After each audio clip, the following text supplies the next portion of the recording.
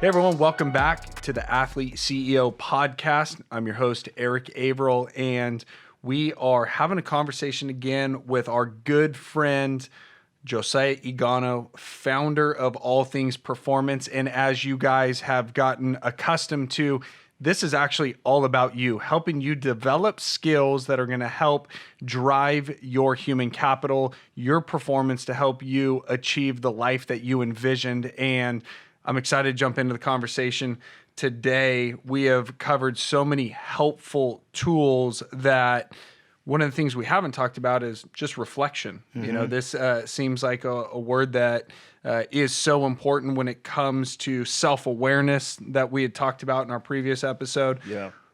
What do we need to know about what it is to implement reflecting as a skill set on our performance trajectory? Yeah, I mean, I love reflection. You know, so many people fail to take the time to reflect. In our world that has now become a 24-hour interconnected global community, people don't reflect. It's all about what can we do here? What can I do next? How many messages did I get on social media? How many follows did I get? How many messages on my cell phone?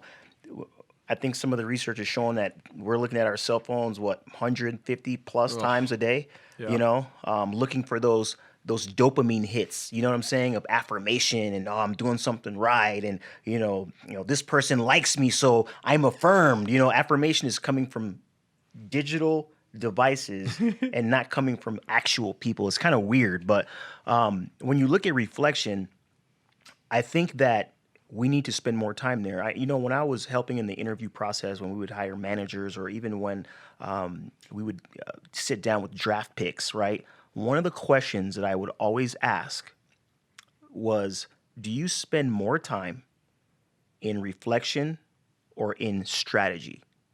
And one of the things that I found was that the majority of people did not say reflection. They didn't say it. And I think it's a lost skill. It's a lost art. Reflection is this mental review.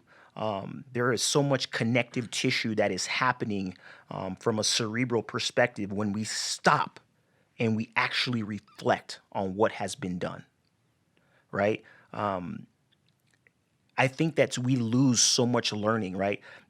Think about this. With the volume of water that we are drinking from this proverbial fire hose of information, right? How in the world can we perform at high levels when we are not even taking the time to reflect? How can we do it? It's impossible. Yeah, I think it's this information overload. We're drowning in it, right? And instead of being a master, a curator, an apprentice of some of these foundational things, it's on to the next, right? And so it's this false progress a lot of times that it's, you're a mile wide and an inch deep, and that really hits home. I mean, even here deciphering the difference between reflection and strategy, because a lot of us, especially in the business world, what we would think is our downtime is I'm not in a meeting or talking to somebody. I'm doing strategy. This is reflection. But what I'm hearing from you is reflection and strategy are two different things. Completely different. And how about, I think of just, we want to be doing work. Somehow something's flipped in my mind that tells me I'm not progressing if I'm sitting still. So even when I get headspace, right? Like I'm trying to develop a skill of learning how to be present and to do, some type of prayer or meditation. Like what's the performance in that? Not reflecting. Can you maybe talk about the nuances, the difference between meditation or reflection and strategy and reflecting? Because this is blowing my mind right now. So no, it's a great, and I don't want to start, splintering off into multiple different topics and podcasts, but yeah, there's a difference, right? When you are reflecting, right, you are doing an inventory of what has happened. What has happened? What happened today? What happened this week? What happened this season? What happened? Right? And there's so much gold in taking the time to reflect that it's mind blowing. So when you reflect, because I want to answer all of your questions. When Yeah. you reflect, I give a formula, if you will, and I can't take credit for it because it's been around longer than me. Did well, do better. 4 words. Did well, do better. What did I do well today? Boom, boom, boom, boom, boom. List them out. What could I do better? Oh, I could have done this. I could have done that. I could have done this. That's a formula that I've used for years. I use it. I used to use it with my team of guys that we used to work with on the performance team, mental skills, and we would break down every classroom that we had in front of our athletes. What do we do well today, guys? We did this. Bam, bam, bam, bam. Okay. What could we have done better? Notice I said did do better.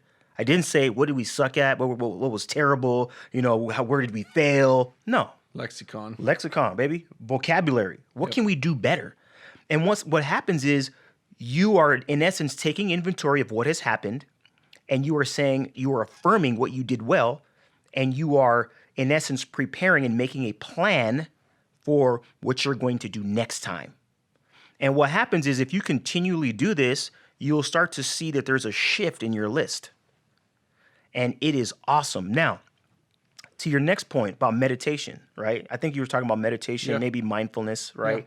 Yeah. Some of these terms are being thrown around.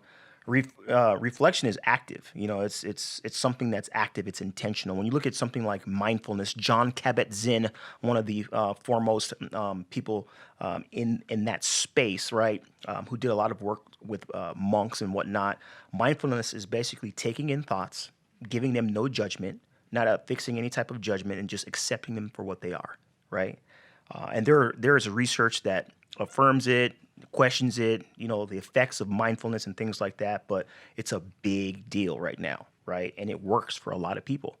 And mindfulness is just taking in thoughts. Okay, those are clouds. Great. Wow, it's a white wall. That's awesome. And it helps you to be present.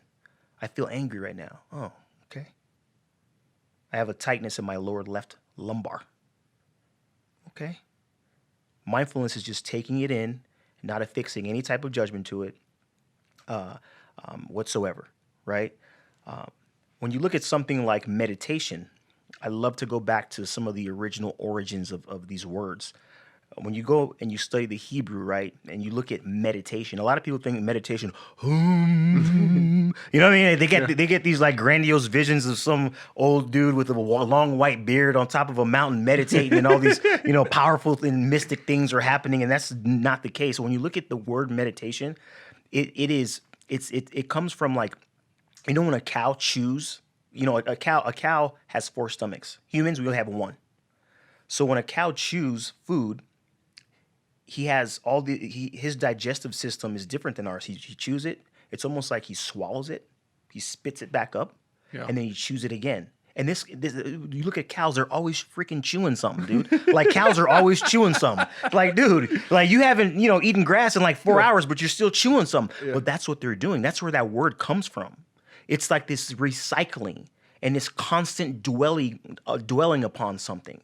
So when you're meditating, you are taking in these thoughts that you learn, these concepts, these precepts, and then you're chewing on them. You're digesting them. You're bringing them back up during the course of a day, during the course of a week, during the course of a season, and you're just dwelling on them, right? And that's another form of, reflection, right? And so all of these things activate our mind.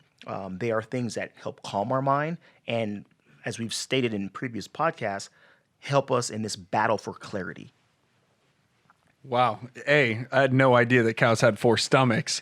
That's wild. But just the visual makes so much sense, right? Mm-hmm. Of bringing it back up, of chewing on it in that reflection. I love that of what did we do well and what are we going to do better? And I reflect, especially in today's just information age. And I know a negative side effect of COVID, once again, to add to the list, is like these Zoom meetings, you're running, you literally hang up and you click on to the next one, that you don't even provide that space to physically walk from your office to the next meeting or that next interaction, that we are shrinking, our capacities Yes. and straining ourselves. And in a previous podcast, here's the crazy thing. Time doesn't speed up. Nope. It's the same 168. It's Yep. the same 24 hours. It's still the same 60 seconds. Yep. Yet we are destroying ourselves in the way that we're operating, of not providing that reflection and that retention of information too. What are some of the things that, obviously it's easy. Jocko Willink would say is just reflect. Yeah. But how do we build habits? How do we build a skill set where we, very candidly, I've got 3 young ones at home. I've got a newborn. I own a business. The holidays are coming. Yes. Like, how do I actually make progress when it comes to reflecting? That's a great question. I think, you start with the small steps. Everything is always most difficult in the very beginning. Anytime you're trying to establish a new habit, it's always most difficult in the beginning, because there's no roadmap. There's a lot of errors. It's just like when kids learn to walk. I think a toddler falls. I think this research is showing us that a toddler falls I think it's between 17 and 20 plus times an hour when they're first learning to walk. Oh my goodness. But they get up and they keep doing it. Yeah, they do. They keep doing it. And then very soon we're like, hey man, get over here. They're running around, they're running circles around us. You know what I'm saying? So everything is always most difficult in the beginning. There's clumsiness is actually a sign of growth. Yeah. When a horse is born, right? A horse within the first 90 minutes of birth, most of the time, they will start running. They look clumsy as heck when they come out, but within the first 90 minutes, it's like, ba-ba. It's the funniest thing you ever seen in your life, but they start running. And then when a horse is fully grown and they're running, it is one of the most majestic creatures that God has created, that just runs on the plains. It's unbelievable. So in terms of how do we start, I would get a journal, right? So whatever your profession is, if you are a speaker, if you're a teacher, if you are a coach, if you are an athlete, whatever your profession is, if you're a chef, a musician, get your journal out. After every performance, after every practice, after every session, write down. Take a notebook, split it in half. Did well, do better. What did I do well today in today's competition, in today's practice, in today's demonstration? What did I do well? Write them all out. What could I do better? Be honest. What can I do better? Write it out. And then you reflect. You spend time and you just study that list. And then what happens is your did well or your do better side becomes your plan. It becomes your action item for the next day. Yep. And it's this revolving cycle of just excellence. 2 things that that stick out to me as you're sharing those analogies, especially of the toddler. You know what we also don't do? Like, the toddler doesn't have some false belief that the very first time they get up that they're going to start sprinting. That's why they keep trying again. It's this progress, yet we do ourselves a disservice that it's like, I've got to be perfect out of the gate. Yeah. And if I'm not perfect, then it's not worth it. And the other thing I think about as a parent, as somebody as a support role in somebody's life, when Olivia stumbled for the first time or fell, I didn't say like, oh, she's an underachiever. Yeah. She just doesn't have the skill set, or you suck. Like, those things didn't come yet. A lot of times our expectations of our teammates, our employees, our clients is perfection out the gate. Right. Instead of, to your point, how many negative thoughts are already running through our heads? We're already our biggest critic. So talking about, hey, walking along somebody on that journey is they're pressing through being comfortable with being uncomfortable, right? And so I love that mentality of just start the process, journal. And I mean, I'm no I don't have a PhD in this, but I'm guessing there's some benefit of the physical act of writing the words on the paper as well. Yes. In addition to just, reflecting. So Yeah. choosing how to do that. Yeah, the kinesthetic addition of just making those notes is so huge, man. Think about this. I want you to think about this, right? Jason Selk, Dr. Jason Selk, I love his work. And when I first started this path in performance psychology, I read a lot of his work. And he's the one who was basically he's sharing the research about how many thoughts we have per day and how many of them are so negative. I don't even know how they're measuring this stuff, dude. Like I have no idea how they're measuring thoughts, right?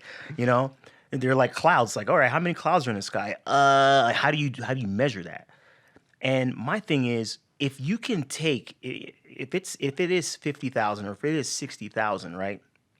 If I can take, and that's a lot. 50,000, 60,000 of anything is a lot, right? If I can take 1, 2, 10, 20 of those thoughts that are powerful, of things that I've done well or things that, I can do better or great things, and I can capture them, so to speak, and put them on paper, how powerful is that? Whew. I mean, I'm capturing these things that are floating around my mind and I'm putting them on paper. That's powerful. I carry a notebook with me everywhere. Yeah. If you go to my house right now, I will open up a bookshelf and I will show you literally decades worth of notebooks. Yep. And it's not because I'm smart. It's just because I listen to smart people and I try to capture what it is that they're saying. Yes. And when you can capture it and you can reflect and read, my goodness, man, the type of neural connections and the learning and how you can just circumvent just, years of frustration and failure is huge, man. And that's what, reflection does for us. Yeah. Well, thank you for that. I know for myself and for the audience, right, that those are powerful words and habits to form of the did well, do better framework and the process of reflecting, and I encourage you, start tomorrow that. We all have the journals. We already have the fancy pens. It's just providing the space to reflect. And so until next time, stay humble, stay hungry, and always be a pro.